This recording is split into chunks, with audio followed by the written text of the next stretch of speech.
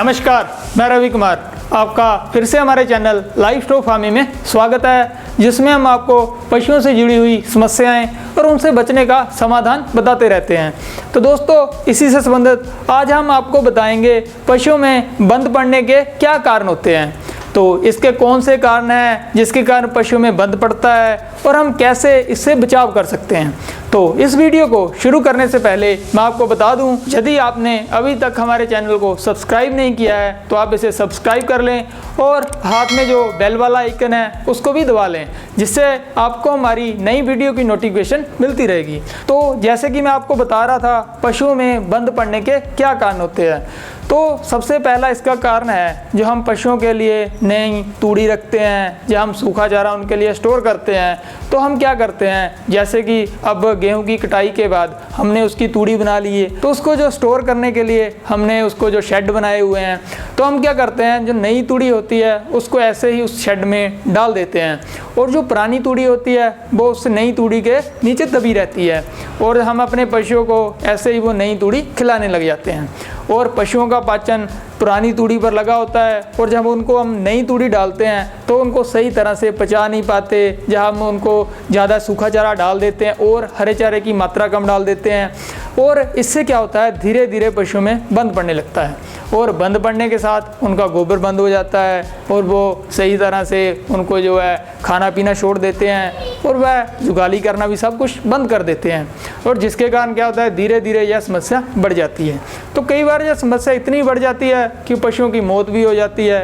यदि सही समय पर उसका इलाज ना हो या सही हमें कारण का पता ना लगे तो जानवर की मौत भी हो सकती है।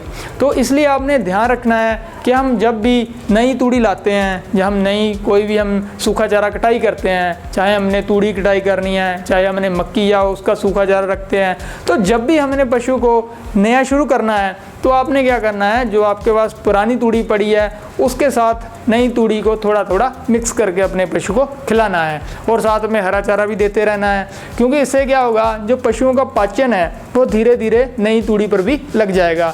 हमने यह गलती करते हैं कि हम पुरानी तूड़ी बंद कर देते हैं, उसको नई के नीचे दबा देते हैं, और जो नई है उसको शुरू कर देते हैं। तो इसका ये बड़ा कारण है। इसके अलावा जो अब हमने पशुओं को चारा खिलाते हैं, वो पशु कई बार ज़्यादा खा लेता है, और ज़्यादा खाने के कारण वो उसको सही तरह पचा नहीं पाता, वो जुगाली सही नहीं करता, उसके कारण भी ये एक बड़ी समस्या बन जाती है। इसके बाद इसका जो अगला कारण होता है वो है, पशु आपका पानी कम पीता है, या आप उसे पानी कम पिलाते हैं। जैसे अक्सर देखा गया है कि जिस पशुपालक के पास कम पशु होते हैं वो क्या करते हैं, अपने पशुओं को उन्होंने बांध रखा होता है, और बांधे हुए पशुओं को आप अपनी मर्जी से खोलकर पानी पिलाने लेकर जाते हैं, और जब पशु पानी पीता होता है वो कई बार थोड़ा सा ऊपर गर्दन उठा लेता है, तो हम उसको खींच के ऐसे ही बांध देते हैं, और पशु को पूरा पानी भी नहीं पिलाते। पानी के कमी के कारण पशुओं में यह समस्या उत्पन्न होने लगती है। तो इसलिए ध्यान रखें कि पशुओं के पास 24 घंटे पानी पड़ा हो। पानी आप ताज़ा, हमेशा जो भी आप ताज़ा पानी है उसका ही प्रयोग करें। कई बार हम जो हमारी टैंकियों में गर्मियों के दिनों में वो हम धूप पड़ती होती है, वो ऐसे ही पशुओं को पाइप लगाकर पानी पिला देते हैं, तो वो भी आप ऐसा ना करें। उनको ताज़ा पानी पिलाएं और अच्छी मात्रा में पानी पिलाएं। उनको ये नहीं है कि आपने थोड़ा पानी पिला देना है उसके बाद फिर आपने पशु को ऐसे ही बांधता है। जब कोशिश करें कि पशुओं को अच्छा और ताज़ा पानी पिलाएं, और उनके पास हर समय पानी पड़ा होना चाहिए, और जिससे वह अपनी मर्जी से पानी पी सकें। तो इसके बाद जब हम उनको फीड डालते हैं, फीड और हमेशा आप उसको चारे के साथ मिक्स करके दें, क्योंकि वह पशुओं के लिए अच्छी रहती है। जब हम किसी चीज़ में उसको मिक्स करके खिलाते हैं तो वो अच्छी तरह पशुओं को हजम भी हो जाती है। तो इस तरह आपने इन छोटे कारण है जो इनका आपने ध्यान रखना है, जिस तरह आप उनको बंद पड़ने की समस्या से बचा सकते हैं। बंद होने से वो अंदर ही अंदर इन्फेक्शन करने लग जाता है, और पशु का खाना पीना सब कुछ बंद हो जाता है, और धीरे धीरे पशु की मृत्यु हो सकती है।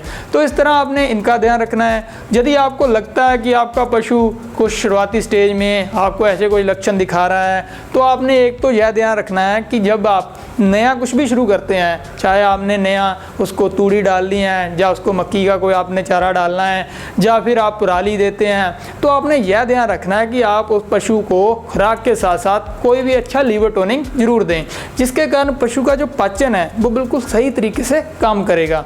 और साथ साथ में यदि कुछ थोड़ी बहुत आपको शिकायत लगती भी है तो मार्केट में कई पाउडर आते हैं, जैसे कि हम बात करते हैं इम्पैक्ट डाउन पाउडर के बारे में, या फिर हम बात कर ले अनलॉक पाउडर के बारे में, या इसके अलावा कड पाउडर भी आता है। कड पाउडर का भी अच्छा परिणाम मिलता है। और साथ में जो हमने आपको लीवर टॉनिक बोले हैं, वो लीवर टॉनिक तो आप जैसे वीटागाइन लिव आता है या फिर विवलिव आता है या ब्रोटोन वगैरह, या आप कोई भी आप लीवर टॉनिक भी अपने पशु को खिला सकते हैं और इसे आप चारे में या फीड में दाने में मिक्स करके पशुओं को दे सकते हैं। जैसे भी पशु आपका आसानी से खा ले उसी तरह आप प्रयोग कर सकते हैं। और आपने यह ध्यान रखना है कि यदि यह समस्या बहुत ज़्यादा बढ़ जाती है, जब आपके पास पशु ज़्यादा ही गोबर दाना बिल्कुल ही बंद कर देते हैं, तब आप तुरंत अपने नज़दीकी डॉक्टर को बुलाकर समय पर इसका इलाज शुरू करवा दें। क्योंकि जब हम इस समस्या में बहुत देरी करते रहेंगे और इसको हम देर से डॉक्टर को बुलाएंगे और पशु की सही समय पे जांच भी नहीं होगी तो आपका पशु मर भी सकता है, उसकी मृत्यु भी हो सकती है। तो आपने यह भी ध्यान रखना है कि यदि ऐसी आपको कुछ भी समस्या लगती है, आपके पशु का गोबर का किसी तरह का, या उसको जगाली उसने बंद कर दी है या खाना पीना बिल्कुल छोड़ दिया है, तो आप तुरंत नज़दीकी डॉक्टर को बुलाकर पशु की जाँच करवाएँ, जिससे समय पर पशु को बचाया जा सके। क्योंकि यह एक कोई बीमारी नहीं है, यह सिर्फ हमारे पशुओं के खान पान, पशुओं की सही देखभाल और उनको सही हम जो भी खुराक डालते हैं वो सही तरह से हजम ना होने के कारण एक बीमारी बन जाती है।